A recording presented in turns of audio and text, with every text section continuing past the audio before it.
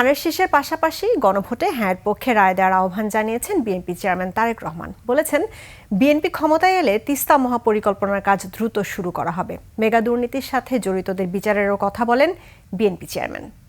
অনুপ পিয়ালের report. Lily beauty soap, যার anti aging গুণ তারুণ্য ধরে রেখে ত্বককে করে উজ্জ্বল। তারুণ্যময় উজ্জ্বল ত্বকের জন্য রিমার্ক। নির্বাচনী প্রচারে অংশ নিতে দেশ চষে বেড়াচ্ছেন বিএনপি চেয়ারম্যান তারেক রহমান। ভোটারদের সামনে তুলে ধরছেন কর্মপরিকল্পনা। শুক্রবার সন্ধ্যায় রংপুরে বিএনপি নির্বাচনী প্রচারে অংশ নেন তারেক রহমান। এ সময় গণভোটে হ্যাঁ ভোটের পক্ষে প্রচার চালান তিনি। ধানের শীষে ভোট দিলে স্বপ্নের বাংলাদেশ গড়ার কাজ শুরু হবে বলেও জানান তিনি।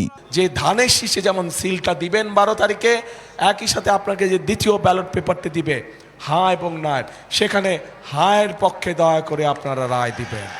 দেশের মানুষের সম্পদ লুটপাট করে যারা বিদেশে পাচার করেছে, অর্থ পাচার করেছে, তাদেরও এই দেশে বিচার হতে হবে এবং সেই অর্থ, লুটপাটকৃত অর্থ আমাদেরকে চেষ্টা করতে হবে বিদেশ থেকে দেশে ফিরিয়ে নিয়ে এসে মানুষের কাজে ব্যবহার করা।